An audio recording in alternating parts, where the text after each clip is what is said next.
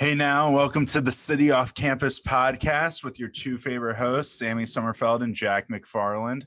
Our guest today is Iowa baseball player Tyler Snep. Before we get into this interview, I just want to quickly talk about Good Pods. If you aren't on Good Pods after all this time of us talking about it yet, you're a little behind the trend at this point. Get on Good Pods. You can listen to us on there. Follow your favorite podcasts. You can follow me at Sammy Sommerfeld, Jack at Jack McFarland. You can see other sports pods on there. You can recommend some pods to us, message with us on there. Go check it out. It's winter now. You're bored. You need something to do. Go on Good Pods. Now let's go into the interview with Tyler. How's everything with you? It's good, man. So we're just back on campus here. Been here for most of the break, honestly. Just kind of going about the daily life. How are you guys doing? Life couldn't be that normal right now, but it's pretty normal. Yeah. So let me ask you, while you're in Iowa City right now, like what's like a COVID protocol followed practice and workout lifting look like for you guys? So, essentially, it honestly hasn't changed all that much, thankfully. The big thing is every morning we got to get up and fill out a survey, basically to say, like, if you have any COVID symptoms, you've been in high-risk situations. And then that's like your screening. Every time you go into a building, you get your temperature checked. You got to have, like, we got red wristbands today we have on. You got to get a wristband on, and then you got to have a mask on at absolutely all times. So it's pretty much, we still go about our normal practice and go to weights and work out, but we got to have masks on. You got to get your temperatures checked, and they're pretty strict on like symptoms if they notice things. And then you get tested once a week at least as well. I was about to ask, so is it, like, are you guys going to have that COVID testing ramp up during the season, or is it still going to be like one a week?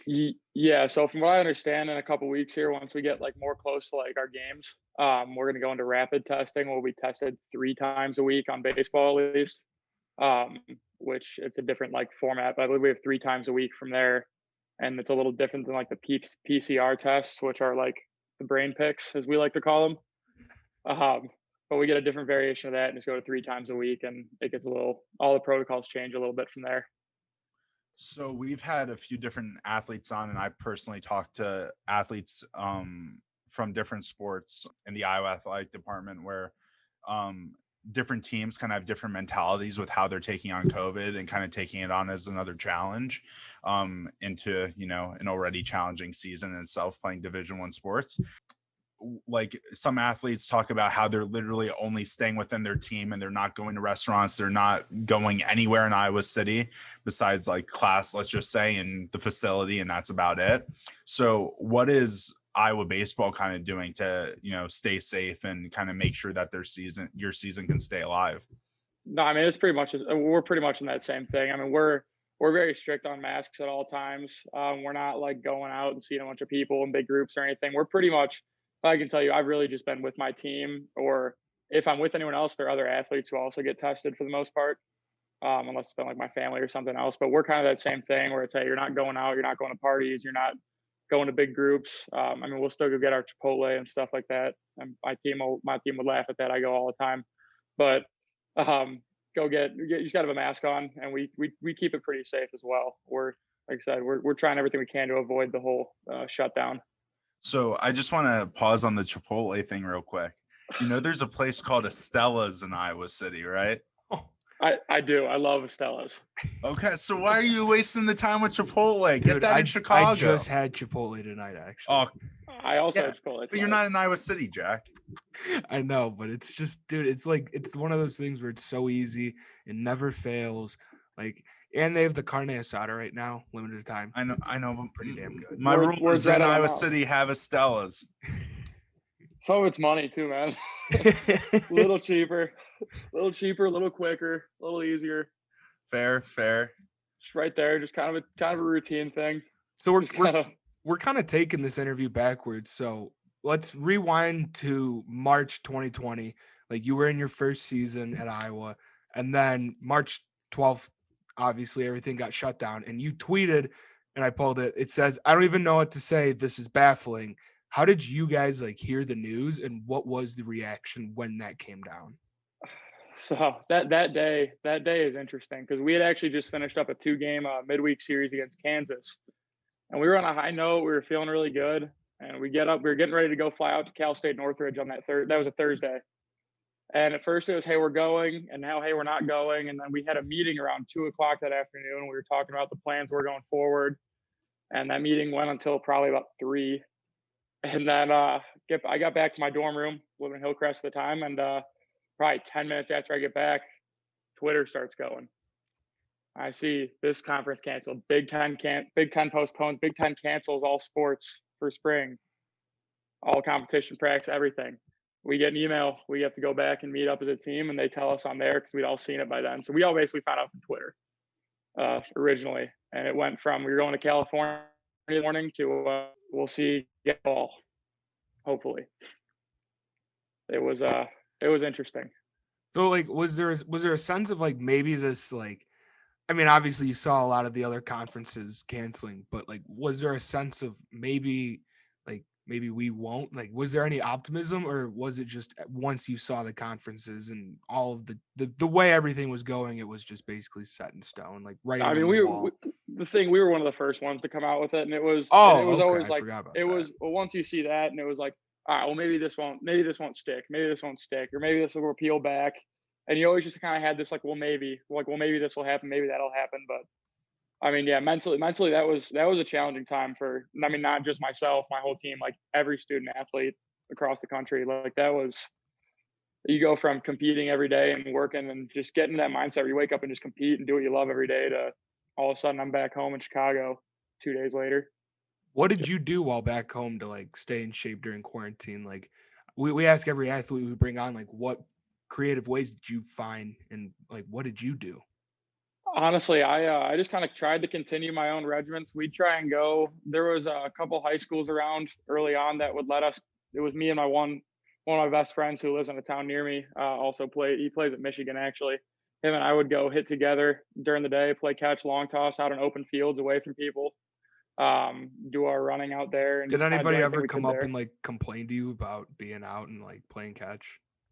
Yeah, so early on it wasn't too bad. As things started to really ramp up, we started getting, like, police would get called on us, administration getting called on us. I'm not kidding, man. I was down in I'm trying to think. I was down at like St. Joe's down there near like LaGrange. Yeah. With a couple guys, and we had the cops come and kick us off a field one day. Like, and then the next day. For what? Like, what did he say? Like, you guys aren't doing anything wrong. You're how far apart are you? You're just throwing a ball. Like, I don't know. There was 3 of us out there, and we're all far away. We're playing long toss at the time. Someone walked by and didn't like that people were outside and breaking the stay-at-home order. And the next day, I actually went to the same thing back up by me and got the cops called to me again. It was like in April, and I moved back to Iowa City about 2 weeks later. I was like, I'm out of here. I'm going to work out there. What was Iowa City like when you got here in like April-ish? I mean, it was dead. It was a lot more open than Chicago was at the time. Masks still weren't mandated at the time. That didn't last for too long. A little bit more normal. Could still like go do stuff. Hadn't really shut down. Usual Iowa City summer. There's not a ton of students on campus, anything else. But I loved it. I mean, I had a couple of places we could go. We couldn't use any facilities here. At the university, but we had a couple other places me and a couple of my teammates could go and get our work in and just stay in shape until we ended up going to play summer ball later in the summer. So one thing I want to ask you, which backtrack, like we've kind of been asking you things in reverse order, is what was your recruitment process like, and what attracted you to Iowa? How did Coach Heller and his staff stand out to you over other teams? So just give us a little insight on that. Yeah, no. See, my recruitment process started when I was a sophomore in high school. Started getting some attention and kind of you got to call coaches and start kind of getting that vamped up. And Iowa ended up actually being my first visit, and I went on a bunch, but it was my first one. And like right when I got on campus, I just loved it.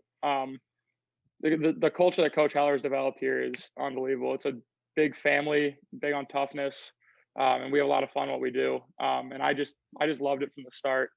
Like I said, I kind of went on to other schools and took other visits and had my other options, but honestly, from the start, this is where I wanted to be. And I ended up committing when I was a sophomore in high school, and I haven't thought twice about it since. That's awesome. So like with Coach Heller a little bit, I think, he's a coach that is highly respected in baseball, and all of his players seem to love him, but he isn't like a Ferentz or McCaffrey where everybody on campus knows who he is. Can you tell us a little bit more about what it's like to play for Coach Heller and why that's such an enjoyable environment to be in? Yeah, he's just a guy who's going to push you to be the best you can every day. And I mean, he's big on toughness, and he's big on you develop not only as a ball player every day, but like as a person, and you just learn so much from him. I mean, from life and baseball, and he's overall just a great dude. Like, we just enjoy being around him, enjoy playing for him. And like I said, you come here, like I came here to play baseball, came here to be better, grow as a person, grow as a ball player, and I mean that tenfold. And as far as how they recruit and everything else, we have just a good culture, great like family feel here. Yeah, that's awesome. So yeah, he's done unbelievable job with it. So as a catcher, you're pretty hands-on with like working with the pitching staff and knowing who they are as pitchers and what they do. What's something like during your brief time that you've been here and worked with them, like what's something that you have noticed about this pitching staff going forward that you're excited about, and like something that will help you guys down the road? I mean, you didn't really get to play a lot of baseball this past season, but obviously you've spent a lot of time around your teammates. So like, what's something that is going to be something you guys can rely on going forward? No, absolutely. I mean, one place it starts with is our pitching coach, Robin Lund, is unbelievable. Man's a genius and puts so much time in everything they do. So they have a great base of programs they're going from, and like the pitchers we have are just gritty. I mean, they come ready to work every day and they just get after it, and they get better and better. Like I said, going from the spring, I was in the bullpen a lot, got to see a few of them in game, but watching their stuff develop from spring into summer, just to the fall, we just started catching bullpens again now. Everyone just keeps getting better and better every time, and velos are going up and their stuff's getting better, and it's pretty exciting. How do you? Sorry, go ahead. No, go on, man. I was just gonna ramble. Oh, well, I was just gonna say, going off that, how do you build that camaraderie and trust with your pitchers, where the communication between a pitcher and catcher is so important, being on the same page? How do you go about that as the catcher to build that relationship with your pitchers? I mean, the biggest thing to start with, honestly, is just catch their bullpens and get to learn what their stuff does. And just learn to kind of, hey, this guy's pitch is going to do this as opposed to this other guy. And then just talk to them. Talk to them before, talk to them after, develop plans, just kind of talk about what their stuff's doing, kind of build a rapport so that they know that like you understand them, and like they're hearing you, and just kind of go from there. Like, be the guy that like offers to catch their pens and just try and be involved and do it like as much as you can with them. I guess in that aspect is probably the biggest way to go about that, and just develop like a trust through that. I read an article that said when you had committed, when did you commit? Your junior year or sophomore year? I committed May of 2017, so my sophomore year. Okay, and then I read that you and one of your teammates were like the first D1 baseball players to come out of Lake Zurich since, was it like 2014 or 2015? Yeah. So like, what does that mean to you guys and like your class coming out?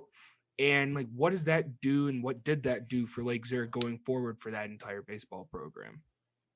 No, I mean, I definitely think that it helped kind of step up. Like, hey, because I know that program, it's a good program. We struggled over time, I think, as far as like just the wins and losses went, and we were always rebuilding, and we had a lot of coaching turnover and all that. But I mean, I think what that did, like having my senior year, we had 4 guys that are playing Division I baseball or played Division I baseball. And what it did is just kind of step up that mentality of like, hey, like we're here to win. We came from a big, powerful football school, and that was kind of the big thing. And it was like, hey, football's not the only one. Like, baseball's here too. We're here to have fun and compete as well. And I think that really helped kind of build. And I know one thing we tried to leave behind there was like just work ethic. And how did your senior season end there? We ended up pretty good. We had a I couldn't tell you exactly what our record was. That feels like so long ago. I know we had a pretty good winning season there, and we ended up losing second round of the playoffs and a regional championship. We lost a very close game to Lake Forest High School, who we'd played 3 times already that year. But we had a good year, and it was a lot of fun. I played 4 years on varsity there, and that was easily my favorite year. A question I have for you. So I'm from Florida, so I grew up around travel baseball. Oh yeah. We have all the spring. I live right near the Red Sox and Twins spring training facilities. A bunch of my friends went on to play college baseball. And so they kind of had, I guess, some consider it to be an advantage of playing 365 every fall. Like, we don't have a season where baseball is not around. So growing up in Lake Zurich, when the winter months came, how did you go about training and preparing? Because like for me, I just can't imagine like, what that's like as a baseball player. So like, what was that like? And did you play other sports too that helped you along the way? I'll start with the other sports. So I ended up just going to baseball when I got to high school. Through middle school, I played like basketball and done some other like rec stuff with my friends. But when I got to high school, I was really into that. Like chances were to go there, so I kind of just locked in and went with that. But no, as far as training went, I mean, it's just like you said, we don't have outdoors. We didn't have all that. We had hitting facilities you'd go to, and I'd go hit every single day. Either I'd get a friend to come with me if my dad could come with if he wasn't working, or if not, I just go myself and just hit off the tee and work on stuff. And same thing, you'd go in there, you'd hit, you'd throw, get your running in, and then weightlifting as well wherever you could. I mean, if you had to use a high school, if you had to use a YMCA, if they had weights at the facility you're at, you just did whatever you could. And most of the time, it was go to school and go train, and you're not getting home till 8 or 9 because you got to drive everywhere. But it just kind of went wherever you could to get all your work in every day. It was a lot different than being outside, that's for sure. Yeah. So with that too, like what was the travel circuit like for you then, like in the summers and things like that, if you played? Oh yeah. No, I loved the travel circuit. I played for top tier baseball out of like Chicago area. I actually played with Jack's friend Bryce Barnett. Um, and we would travel. We'd play usually our first weekend or two in the Chicago area, and then we'd be for the next 7 8 weeks. We'd be in Indianapolis, Tennessee, Georgia, Indianapolis, Kentucky, like anywhere we could. We'd travel and play in the best competition we could throughout the whole country. So how did that help you? Like obviously you talked about before the pandemic, you were doing a lot of traveling already for Iowa baseball. And so balancing school and all that stuff, how has that helped you in your college baseball career, playing travel ball at a early age? I mean, the big thing, I think definitely that just getting used to kind of not being at home all the time, or like having to sleep in different hotels or different situations, and just not like kind of getting comfortable being a little uncomfortable at times. Yeah. And that just not even being something you think about. It's just like, oh, I've been doing this my whole life.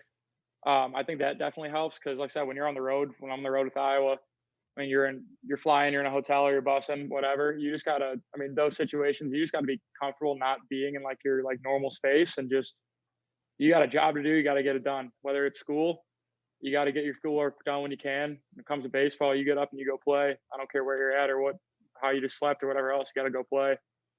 And I think I learned a lot of that definitely with travel ball. Because we No, go ahead. I'm sorry. Fuck me. I say I think no, we get a lot better of we get a lot better treatment in hotels and stuff here than I did going to travel ball. That's for sure.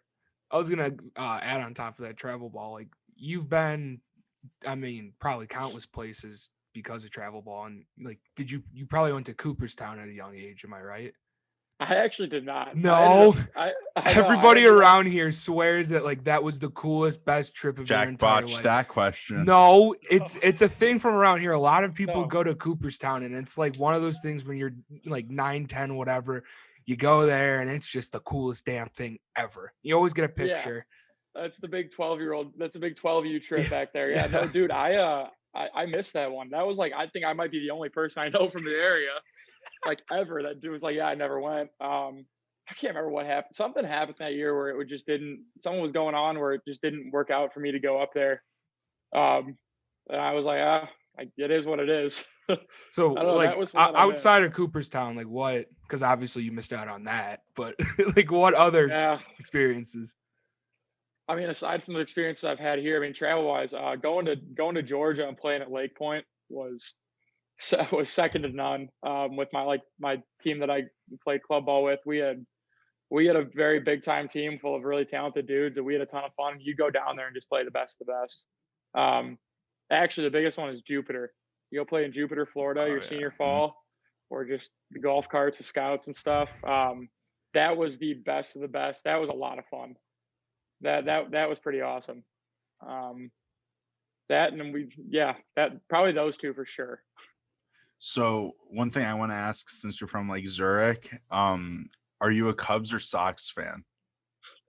So I'm actually a Cardinals fan. Ooh, even worse. Yeah, that fits well for me, baby. I'm actually a Cardinals fan. My dad grew up in Southern Illinois, Belleville, and that's basically right on the border there Yeah. of St. Louis. Kind of like me and Jack are Chicago. That's St. Louis. Yeah, exactly. That's St. Louis. Belleville is closer to East St. Louis than regular St. Louis. Exactly. So, Exactly. like, did you grow up? You were a fan during the Pujols era and all of that. Like, Oh, heck yeah. so what's the feeling now for the Cardinals for you? I don't have any knowledge of like what the Cardinals are looking like now. All I know is like, is Yachty still on the team? He's a free agent. All right, well then, He's the see, free I don't agent. I'm even care assuming about the Cardinals because I loved Yachty. Now I don't care. I'd assume he'll be around in some facet. To be honest with you, man, these past couple summers have been so crazy. I haven't paid enough attention. That's the one thing I don't get enough time to really sit and pay attention to all the pro ball stuff because usually I'm playing and doing my thing. And honestly, I wish there was a little more in depth on what was going on. Because once the playoff comes around, then I have time. But the whole season, I'm busy, so I get to be a bandwagon guy at the end. Technically, I guess you'd say. So the only time you really have time to like actually sit down and watch baseball is during the playoffs. Like you really don't catch a lot of the regular season stuff. No, I mean, because early on we're playing usually, and then like this past year with everything going on, they didn't play. And then by the time they were playing again, I was actually playing for a summer ball Northwoods team up in Waterloo, Iowa, traveling, doing all that. And then I came back and we were working out and doing everything. I just never got around to it this year. In the past years, I was just playing. What was that Northwoods team like this past summer? Because there were probably a ton of kids that wanted to play. Yeah, it was a lot of fun, man. It's definitely it's kind of like a minor league schedule the way they put it. I guess is how it's described. You play like this upcoming year. I'll be back up there. I want to say it's like 70 games in 75 days or something. And you're playing every day, and you're just you're literally eat, sleep baseball, and have fun with your teammates that you get to meet and stuff like that. It's a really cool experience. I loved it. I loved it up there. I love the guys I got to meet this past year. It's awesome. You just go meet a bunch of guys that love to play, and you get up and you play with them every day. What's something you did during your quarantine just to like, I mean, at home you had to find something to do not baseball related? Oh, ton of Fortnite early on in quarantine. Ton of Fortnite. Got off that. Now I'm back on COD or 2K. But ton of Fortnite. Got really into like reading. Just finding stuff to do off screens because losing my mind. Yeah. So what's a book you'd recommend to the audience? One I'm reading right now is read? A Slight Edge. That book's awesome. I read a lot of those like self-improvement, like mentality books. That book's awesome. That's about just kind of doing the little things every day and getting yourself going like from like below survival. You do those little things to be surviving. You carry those to success and just keep going. And it's just little disciplines. That's awesome. So one question I want to ask you is actually about one of your teammates who's on 2 Iowa teams, Connor McCaffrey. So what's his involvement like when he's in the middle of basketball season right now? I think a lot of Hawks fans always wonder this, like how involved is he with the baseball team right now? Like is he like, just in the group chats, like socializing with you guys, or is he also training with you guys at times, or are you guys just messing with him about the basketball season and, cheering him on? Like, what's that like right now? No, so right now Connor's with basketball. I mean, yeah, he's in the group chats and he's around presently, like social wise, I guess, with that. And he gets his work in on his own when it fits into their schedule. I mean, right now they're in the peak of basketball, so he's doing his thing. We all get together and watch him play on there, and we'll text him about that or whatever else. Or some guys will. But yeah, no, he's doing his thing with basketball right now, and he gets his work in. And kind of as the seasons start to overlap, he becomes more and more around. Have you ever played him one-on-one? In basketball, have I? Yeah. Absolutely not. I'd prefer to stay off crutches. Has anyone on the team played him one-on-one? I'm sure they have. Him and Isaiah Fallard both grew up here, and I know they played basketball together in high school too. I'm sure I'm sure they have, but I have not personally. No, I'm not a basketball guy. No, so that's over me. So like with like a guy like that who's 2 sports, like obviously with the basketball team, one of his main roles is being a floor general. Like, what's his role on your team? like when he comes into baseball, because they're two totally different sports, like, two totally, like, I mean, baseball is just a much bigger team than a basketball team alone. So like, can you kind of give some insight on that? Yeah, I mean, so like I said, he's got his role there. He's got his role with us. I mean, he comes in and he's a guy with a lot of insight in a lot of different areas. Very, very mentally like strong, well put together guy who's always just got insight to give. He's incredibly knowledgeable about the game. I mean, and with us, to be honest, I haven't played in a season with him yet because of last year getting canceled. So when that comes in, but I know he comes in and he just competes. I mean, he's well now and he's not around as much as we are, but he competes and gets his way on the field and comes out and he's always just kind of a natural leader around for sure. So with this season coming up, obviously, I'm sure you've been waiting for this day since the day the season got canceled. So what are your individual goals to like see yourself improve, like, or just come into it kind of as a freshman season in a way with only getting like 4 games or something, right? Like, didn't you only play like 4 games your first season? So like, what are your personal goals and what are your overall team goals for this upcoming season? No, I mean the big team goal. We want to win a Big Ten championship, and we want to find ourselves going to Omaha. I mean that's our big thing. We set that every day, and every day we come out and we talk about that. We say, hey, we're going to win championships this year, and it starts today. You got to win today. That's my big thing. Is my big quotes: "Win the day." I got it tattooed on my arm. But that's our big main goal, and honestly, my individual goals are just to help us get there, however that has to be. Come in and push myself and push the guys next to me just to get better every day and get us to our team goals. Jack, didn't Keith Hunter, he's one of our former guests who was on, he was an Iowa football player. Didn't Keith Hunter say win the day? Wasn't that one of his lines too? Yeah, and he's actually a motivational speaker too. Yeah. I literally said, like, Keith, that was awesome. Like, he explained everything about it, and I was like, about winning the day. Yeah. I want to run through a brick wall right now. Thank you. No, I mean I'm all on board with that, man. When I was a little kid, that was always my dad's big thing he taught me, and I got here and you kind of learn like you can't do anything about yesterday, can't do anything about tomorrow. You got to win your day right now, and when you wake up tomorrow, then you worry about winning the next one. Just go one day at a time. That's the big thing. Who did you idolize professionally, like for catchers? Like, who did you look up to outside of Yadier Molina? Because I was gonna say that's an absolute gimme. That's chalk. I don't want to hear that. Obviously, Yachty growing up. Trying to think, I've idolized Yachty my whole life, man. I love Salvador Perez. I got to see him play in Chicago against the White Sox a few times growing up too. Buster Posey's another one. Loved watching Buster Posey. Trying to think, honestly, that's been about it to this point. Now I'm kind of just, like I said, I'm a little out of touch with the full MLB scene these days with watching all like we'll watch guys. We don't like we'll watch a ton of film on different guys. I wouldn't say I like idolize anyone anymore. Definitely Yachty though. So he's a lock. That's guaranteed. So if you could describe your game to our audience, Hawks fans, in 3 words, how would you describe your game? As far as how I play? Yeah. I mean, funny enough, I'd say win the day. I mean, that's my thing. I hate to say that. No, and honestly, like, gonna go out and just put everything I got in every single pitch. And that's what we do as a team here. Every guy's gonna go out there every pitch and just compete. We're gonna compete. Are there any things you're hoping in your time at Iowa to see your game transform or evolve in certain ways, whether it's certain things defensively or offensively? Like, what are some of those types of personal type of goals that you're shooting for?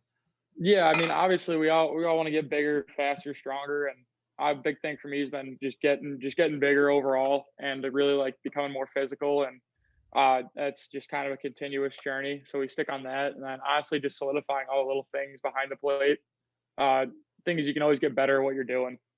As far as receiving is a very big thing these days as a catcher, stealing strikes. So I mean, my goal every day is just to get more strikes and get better at every little pitch than I was the day before, and just continue to be able to get more strikes to the pitchers and help those guys out. And then at the plate, just continue to develop my swing and kind of keep going on the training programs that we have with that and continue to just put barrel on the ball. What's the fastest pitch you've caught, and who's like the pitcher on the team where like if they throw to you, you have to ice the hand a little bit afterwards? Let's see. Our hardest throwing guy is Ben Probst. He was up to 98 last year. And that's pretty much that. We got some guys that throw pretty hard. Another guy's Duncan Davitt throws pretty hard on our team. He was our Sunday guy last year. You definitely got to make sure you're catching those balls right. You catch those in the palm, and you're gonna have to take care of yourself a little bit afterwards. That's for sure. Have you ever had anyone like stand in the batter's box and look back at you after like a high and inside fastball and go, "Are you shitting me?" Like, have you ever really had that in box conversation? Not here in club ball. That happened a few times. Actually, you're gonna laugh. That happened one time when I was catching for Bryce. We were playing Indianapolis. Right. I caught for Bryce, and we were 16 or 17, and he's throwing 92, 93. Yeah. Then just went up and in, and the kid just turned around and was like, "God damn, man." That happened back like in club ball. None of that happens here. Not yet, at least. Not out of the question. Yeah, not yet, at least. Yeah. Not out of the question. For you as a catcher, what are the most stressful situations for you? Is it like if a guy's on first and third with one out, or like what are the things that like kind of get you going where you're really like on edge, or, you know, ready to, you know, throw someone out, or like whatever it is? Like, what are the situations for you that like you love the most, but they're also the most like stressful types of moments? I mean, your big ones are, I don't use the word stress too much because honestly, I just don't believe in even being stressed back there because that doesn't do anything for you. I mean, your biggest ones are you're really locked in. To me, anytime there's 2 strikes, and anytime there's anyone on, especially on third. So when there's a guy on third, you're essentially a goalie because any ball goes anywhere, goes past your little line there. That's a goal. That's a run. That's time where you really lock in and kind of do that for sure. It's definitely runners on, runner on third for sure. Is most you really got to lock in there. Has playing catcher helped you deal with like life situations at all? Like apply to like, you know, those stressful moments, like somebody's on third, like, or not stressful, but you know what I mean? Like those pressure. Yeah. Yeah. The pressure, like if you know, in the classroom or, you know, anything that hits you in life or whatever, have you been able to use like your experience as a catcher, like to help cope with other situations? Yeah. I mean, I absolutely. I mean, there's a mentality you got to have there where it's like they always say you control the game, whatever. You're essentially you're playing the cards you're dealt back there. You're calling a pitch, guy throws it perfect, nice and easy. Guy throws it somewhere else and it goes wherever. You got to handle it. You got to take that on, and you just kind of get that mentality of like, hey, whatever comes my way, I'm gonna get it and I'm gonna deal with it. And whether it's a good day or a bad day that you're having outside, like school was tough, good or bad, you got to buckle down and you got to get your job done. I mean, that's pretty much it. There's no other way to go about it. You got a job, you got to get it done. Who calls the pitches? Is it you? Like, do they give the freedom to the catcher, or is it coaches that call it too? Most of the time it's Coach Lund. We have a system with that. So one thing that I want to ask you, this is something we've never asked anybody on the podcast before, which I thought would be a fun question to ask you because I saw just looking at some of your stuff. Jack doesn't know either. I think Jack's gonna like this one. So I saw you were number 32 in high school, if I'm right. And then I'm pretty sure with Iowa you're number 16. So correct. How did you pick your number? Was it assigned to you? Like, does the number mean anything? Like, how do you go from 32 to 16? In all honesty, man, I was always number 18 growing up. And when I got to high school, I was the freshman on the varsity team. So I had no pick on my number. So I got like number 9. And then the only jersey that was open that would actually fit me my year was number 30. This is cool. So I stuck with that, and then I got here, and I got a laundry loop that said 16 on it in the summer, and that was my number. So I have never been. When I was younger, it was always 18, but since then, man, I just kind of roll with whatever's on my back number wise. I never, as odd enough as it sounds, I'd go play for club teams, and I'd be number 50 or 25 or whatever the heck they put on my back there. The stuff on the back, I never even think about at this point. I respect that. And so one of my final questions for you, and this is one that Jack and I have wanted to know. This spring on an off day, can Jack and I come hit BP? On a normal year, yeah, definitely. I'm not sure with COVID that'd be the easiest thing. Okay, Right next now. season. Next season, we're taking you up on it. All right, we'll see. We'll see if we can pull that off. If we can pull that off, that'd be awesome. Hopefully here. If not, I got other places we could go hit. But Yeah. Let's do it. Let's do it. yeah, take me up on that one when we no longer have to worry about all the COVID stuff. Once we get to hopefully a real normal. True that. Sam, you got any other questions? My final one, this is something we ask everybody. We had Nate Stanley on earlier in the week, and we asked him this question. We've asked legendary Hawks like Chuck Long this, and golfers, everybody. What does being a Hawkeye mean to you? That's funny. Right when you were saying that, I knew you were going to ask that question. Honestly, man, it's hard to put into words. To me, it's a family thing. To me, when I think of being a Hawkeye right now, it's get up and I get to wake up and go compete and put everything I have into doing what I love with the guys that are the same as me in that respect. I'm with a group of other Hawkeyes who we get up, we go compete and have fun and get better at what we do every day. And it's a great atmosphere all around, on campus, off it, everywhere. So I guess family would be the one word to sum that up for sure. Nice. And I guess I'll actually change my final question to being on, you talked about Chipotle, but what are some of your other favorite spots around Iowa City to grab food, hang out, whatever it is? Oh, I'm a big I love Estellas also. That's another big one. Bullshit. Yeah. On a weekend, on a Sunday, dollar slices at Liner were always awesome. Haven't gotten to do that much this year because of COVID and everything else, but I'd go there last year with some of my buddies all the time. That's my big one, dollar slices for sure. I think other than that, honestly, I haven't. Me and my buddies order a lot of Old Chicago wings. That's a great deal. If you guys haven't ordered Old Chicago wings, I had Old strongly recommend. Chicago. I grew up in Iowa for 8 years, and we had one in Ames. And Old Chicago's got some good food. It's got some good food. The wings are great. Me and my best friend's a football player here, and him and I go get them all the time. It's our big weekend. Are you getting boneless wings? I'm an original guy. Nah, I'm an original guy, man. I get the hands dirty. So that actually leads me to another question then. So you talked about your friend being a football player. What position does he play? Because I kind of want to know how many wings does he eat? He'll love this. He's a lineman. I believe he was at behind Linderbaum at center this year, and he'll eat some wings, man. him and I getting wings are not easy on the bank account between the both of us. I love that. Sam, you got anything else, man? No, I'm all good. This was really fun. Yeah, this was awesome, guys. Yeah, thanks for coming on. And for everyone, if you didn't get Sam's disclaimer at the beginning, if you haven't already, get Good Pods. It's going to help you out, get you some new podcasts to listen to. As always, not the same time, same place. We will see you guys later.